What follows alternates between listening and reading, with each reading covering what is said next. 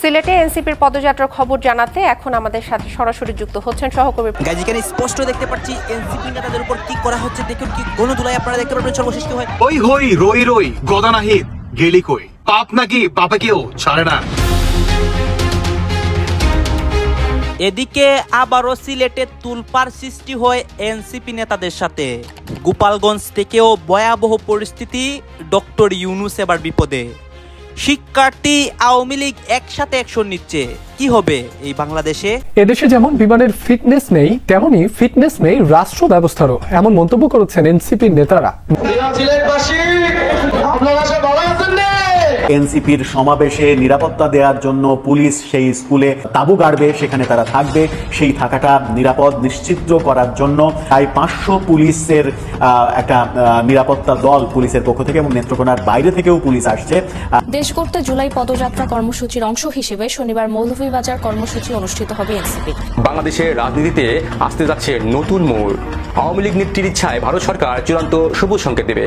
খুব গোপনীয়ভাবে শেখ হাসিনার সঙ্গে আওয়ামী লীগের কয়েকজন নেতার বৈঠক হবে বলে ভারতীয় গণমাধ্যম দাবি করেছে। শেখ হাসিনা দেশের 1 বছরের মাথায় প্রথমবারের মতো দলটির কয়েকজন শীর্ষ নেতার সঙ্গে মুখোমুখি বৈঠক করতে যাচ্ছেন।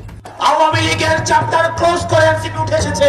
নতুন করে আবার দেখতে পাচ্ছি আমাদের মুজিববাদের পাহারাদার দাঁড়িয়ে যাচ্ছে। তারা কোথায় কোথায় আমাদেরকে বাংলা ছাড়তে বলছে। আমরা বলবো চাঁদাবাজার দখলদার, বাংলা নয় তোর বাপ দাদা। আওয়ামী লীগ আমার বিভিন্ন রূপে বিভিন্ন ভাবে আমাদের সমাজে, হ্যাঁ, বর্তমান সমাজে বিভিন্ন রূপে আওয়ামী লীগ কর্মীরা ফিরে আসে এবং দেশের মধ্যে ভয়ঙ্কর অনেক কাণ্ড ঘটাচ্ছে। দর্শক শ্রোতা, আপনারা সবাই জানেন এনসিপি নেতা কর্মীরা সারা বাংলাদেশের মধ্যে পদযাত্রা করতেছে। তারা এক এক জায়গায় যায়, একভাবে কিন্তু আক্রমণের শিকার হয়। আপনারা দেখেছেন গোপালগঞ্জে তাদের সাথে কি হয়েছিল। তারপরে কিন্তু কক্সবাজারেও তাদেরকে ধাওয়া পাল্টা দেওয়া হয়, তাদের উপর অনেক আক্রমণ করা হয় আওয়ামী লীগ কর্মীরা বা অনেকেই। কিন্তু দর্শক শ্রোতা, দেশের এই যে অস্থিতিশীল পরিবেশ হয়েছে, বিভিন্ন সময় হাসনাত, সার্জিস, নাহিদ তাদের উপর যে অ্যাটাক করতেছে, অন্যদিকে আওয়ামী লীগ কর্মীরা যে মাথা যারা দিয়ে উঠতেছে, সবকিছু দেখতে পারবেন এই একটি ভিডিওতে। সর্বশেষ শেখ হাসিনার কপাল কিভাবে খুলে বা দেশের অবস্থা কোন জায়গায় গিয়ে দাঁড়াচ্ছে। আসুন, আমরা কথা বাড়াচ্ছি না, আমরা সরাসরি ভিডিওর মূল আলোচনায় চলে যাচ্ছি। এনসিপি নেতাদের সাথে সিলেটে কি হয়েছে বা দেশের বর্তমান অবস্থা সবকিছু দেখতে পারবেন এই ভিডিওতে। এই যে রীতিমতো তুগলকি কাণ্ড শুরু হয়েছে। একটি নোটিশ কেন সরকারের হেডমাস্টার একটা স্কুলের হেডমাস্টার দিলেন, স্কুল 2 দিন বন্ধ থাকবে, ক্লাস হবে না, পরীক্ষা হবে না। এনসিপির সমাবেশে নিরাপত্তা দেওয়ার জন্য পুলিশ সেই স্কুলে তাদের তাঁবু গাড়বে, সেখানে তারা থাকবে। সেই থাকাটা নিরাপদ নিশ্চিত করার জন্য স্কুল বন্ধ করে দেওয়া হবে, স্কুলের পরীক্ষা হবে না, ক্লাস হবে না, এরকম একটা নোটিশ গত রাত থেকে আজকে সারা দিন রীতিমতো টক অব দ্য কান্ট্রিতে পরিণত হয়েছে। এটা নিয়ে আমরা আজকে সকালেই একটা ভিডিওতে বলেছি, এর বিস্তারিত বলেছি যে কি নোটিশ জারি করা হয়েছিল। সেখানে বলা হয়েছিল এনসিপি নেত্রকোনায় সভা করবে 27 তারিখে। সেই উপলক্ষে পুলিশ বিভিন্ন জায়গায় পুলিশ ধারণা করা হচ্ছে যে প্রায় 500 পুলিশের একটা নিরাপত্তা দল পুলিশের পক্ষ থেকে এবং নেত্রকোনার বাইরে থেকেও পুলিশ আসছে। সেই দল পুলিশ লাইন স্কুলে যেন থাকতে পারে, সেই জন্যই পুলিশ লাইন স্কুল বন্ধ ঘোষণা করা হয়েছে 27 এবং 28 তারিখ।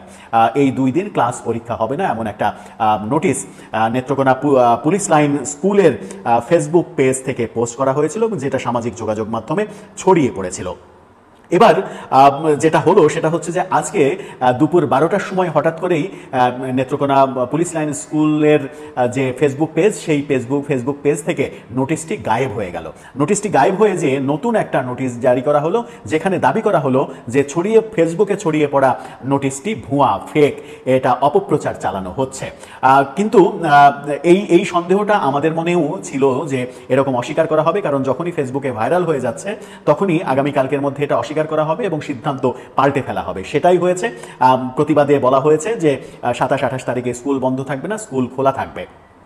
কিন্তু মজার ব্যাপার হচ্ছে যারা নেত্রকোনা পুলিশ লাইন স্কুলের ফেসবুক পেজ থেকে স্ক্রিনশট নিয়ে রেখেছিলেন, তারা বোধহয় মানে একটা কাজের কাজ করেছেন যে অস্বীকার করলেও যেন প্রমাণটা দেয়া যায় যে আপনারাই আপনাদের স্কুলের পেজে পোস্ট করেছেন, এখন বলছেন সেটা ফেক, তাহলে আপনাদের স্কুলের ফেসবুক পেজ কে চালায়। ওই একই পেজে আপনি প্রতিবাদ লিপিও দিচ্ছেন, তার মানে এই পেজটা আপনারাই চালান। তার মানে সমালোচনার মুখে যখন দেখছেন যে মান সম্মান সব কিছু গেল, তখন সিদ্ধান্ত পরিবর্তন করে আগের নোটিশটাকে ফেক বলছেন। কিন্তু সেই ফেক কখন বলছেন? যখন কিনা স্বীকার করছেন, গণমাধ্যমের কাছে স্বীকার করেছেন যে হ্যাঁ এটা বন্ধ ঘোষণা করা হয়েছে, পুলিশকে থাকার জন্য ব্যবস্থা করা হয়েছে, স্কুলের হেডমাস্টার স্বীকার করেছে, পুলিশের পক্ষ থেকে স্বীকার করা হয়েছে, এনসিপির পক্ষ থেকে স্বীকার করা হয়েছে। এই ত্রিমুখী স্বীকারোক্তি নিয়ে এবং তার পরবর্তীতে 2 ঘন্টার ব্যবধানে আবার স্কুলের হেডমাস্টার, পুলিশ অস্বীকার করেছে। প্রথম আলো সেই ডিটেল নিয়ে একটা ইনভেস্টিগেশন রিপোর্ট সামনে এনেছে, যাতে করে এই স্কুলের যে সিদ্ধান্তহীনতা এবং এটা যে একটা বড় ধরনের অপরাধ, সেই অপরাধটা প্রমাণিত হয়। কি হচ্ছে নেত্রকোনায়, কি হচ্ছে সারা দেশে, সেই প্রশ্নটা উঠে আসলো। প্রথম আলো কি বলছে, প্রতিবাদ লিপিতে তারা কি লিখেছে, আগের নোটিশটাকে ফেক বলছে কেন তারা, সেটা বুঝে ওঠার চেষ্টা করব। বিশেষ করে প্রথম আলোর রিপোর্টটা যদি আপনারা শোনেন, তাহলে আপনারা দিনের আলোর মতো স্পষ্ট হয়ে যাবেন যে আদতে নেত্রকোনায় কি হচ্ছে, সেই আলোচনাই করবো এই ভিডিওতে। বলছিলাম নেত্রকোনায় এনসিপি যাবে 27 তারিখে, তারা সেখানে পথসভা করবে। সেই পথসভা করার জন্য তাদের নিরাপত্তা বাহিনী, বিশাল নিরাপত্তা বহর তৈরি করা হয়েছে এবং সেখানে নিরাপত্তায় আসা পুলিশ, বাইরে থেকে আসা পুলিশ যেন নির্বিঘ্নে থাকতে পারে 2 দিন, 27 এবং 28 তারিখে। সেই জন্য নেত্রকোনা পুলিশ লাইন স্কুল খালি করে দেওয়া হচ্ছে। সেই 27 এবং 28 তারিখে ছুটি ঘোষণা করা হয়েছিল। এরকম একটা নোটিশ তাদের ফেসবুক পেজেই পোস্ট করা হয়েছিল, যেটা পরবর্তীতে সামাজিক যোগাযোগ মাধ্যমে ভাইরাল হয়েছে। নোটিশটি কি ছিল, আগের নোটিশটা দেখে নিন। আমরা তাদের ফেসবুক পেজ থেকে গতরাতে স্ক্রিনশটটা নিয়ে রেখেছিলাম, যেন পরবর্তীতে অস্বীকারের ঘটনা যদি ঘটে তাহলে প্রমাণটা সামনে আনা যায়। সেই স্ক্রিনশটটা আপনারা দেখে নিন। সেই জায়গাতে এখন আর তার পেজে গিয়ে এই নোটিশটা পাওয়া যাচ্ছে না, সেখানে আরেকটা নোটিশ পাওয়া যাচ্ছে।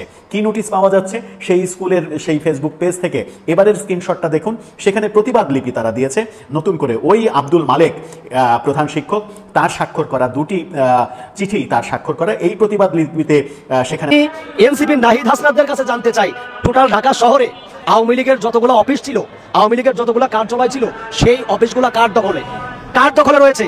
বেশি কথা বললে আমরা কিন্তু কালো মুখোশ খুলে দিতে জানি, বেশি কথা বললে আমরা কিন্তু কালো মুখোশ খুলে দিতে জানি।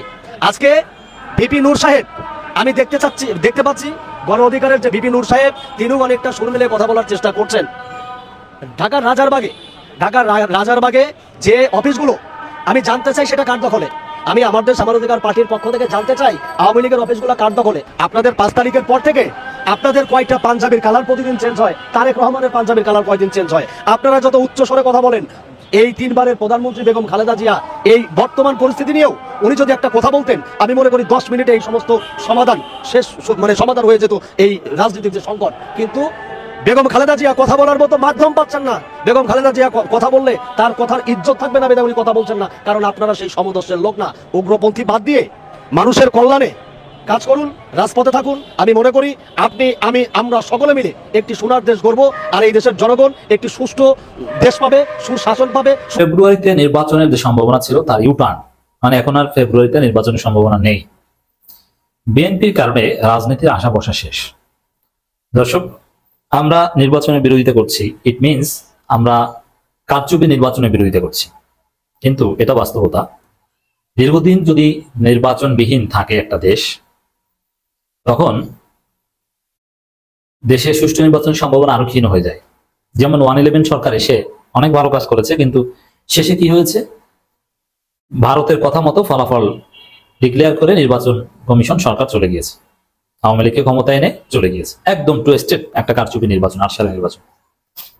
তো নির্বাচনবিহীন থাকলে দীর্ঘদিন সম্ভাবনা থাকে ডিপ স্টেট রাজনীতির নিয়ন্ত্রণ নেয়, বিদেশি এজেন্সিগুলো শক্তিশালী একটা অবস্থান তৈরি করে।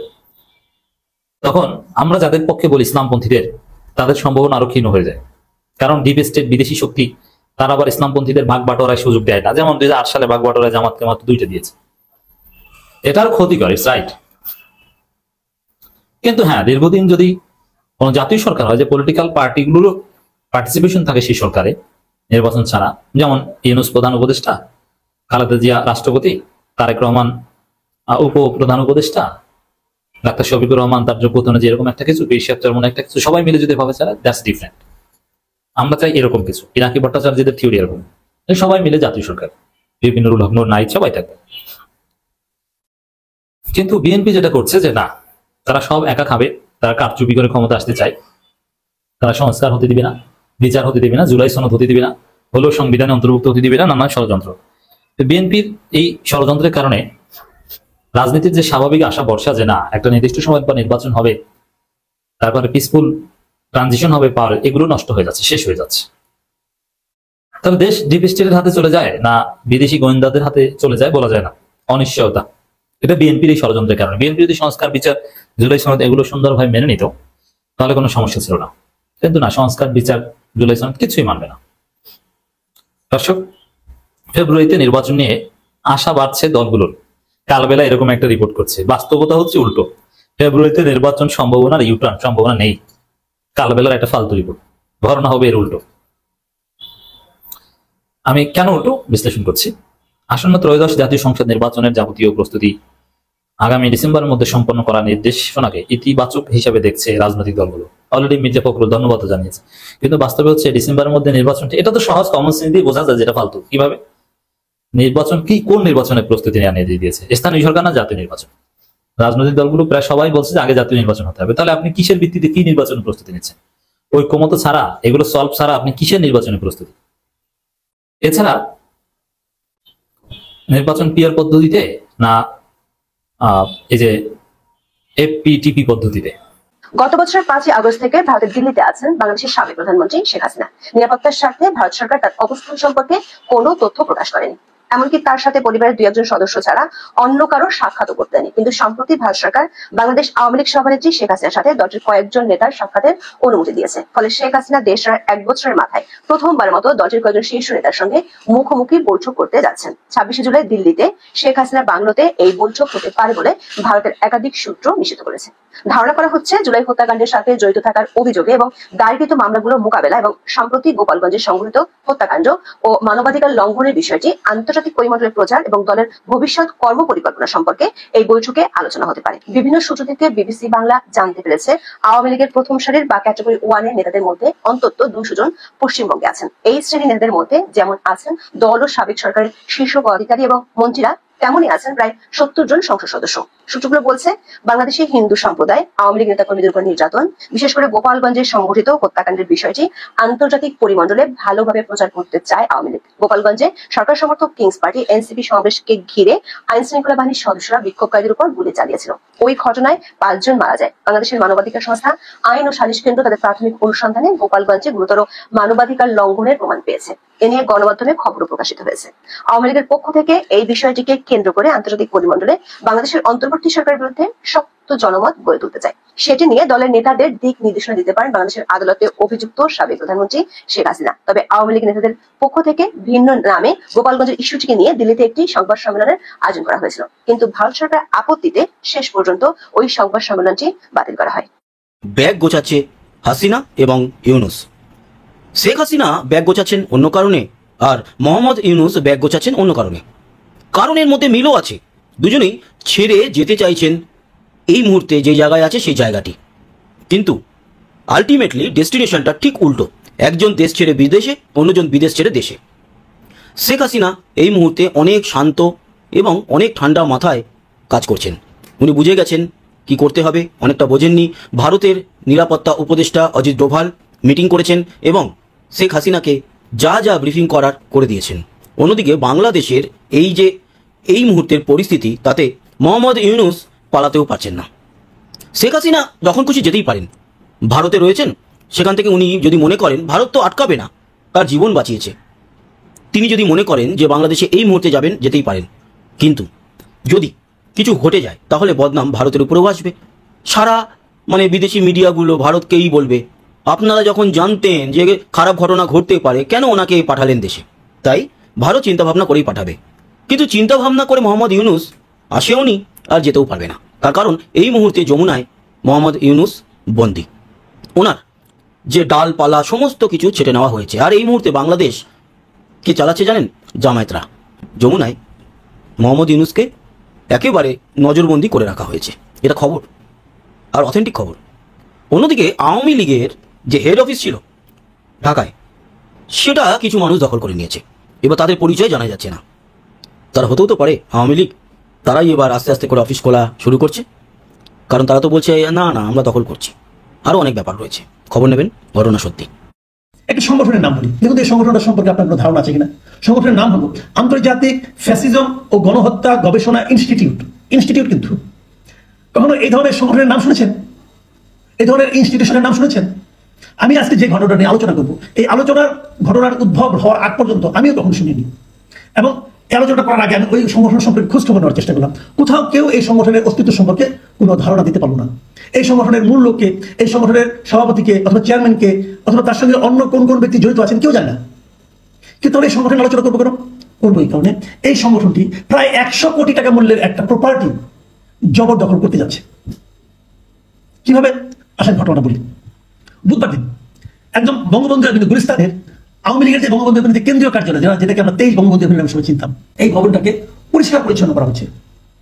কিছু লোক ভবনটাকে অলরেডি তার 2 তলা পর্যন্ত পরিষ্কার করে ফেলেছে, 3 তলা পরিষ্কার পরিচ্ছন্ন বুধবার বৃহস্পতিবার বিভিন্ন পত্রপত্রিকা রিপোর্টার গিয়েছেন এখানে খোঁজখবর নেওয়ার জন্য, কারা করছেন। কিন্তু তারা কোনো সন্ধান করতে পারে না। এই আন্তর্জাতিক ফ্যাসিজম ও গণহত্যা গবেষণা ইনস্টিটিউট এই নামে একটা ব্যানার তারা ভবনের সামনে টাঙিয়ে দিয়েছেন। তারা এই কাজটা করছেন বলে বোঝা গেল। ভবনের সামনে কয়েকজন লোক প্লাস্টিকের চেয়ার নিয়ে 10-12 জন লোক বসেছিলেন।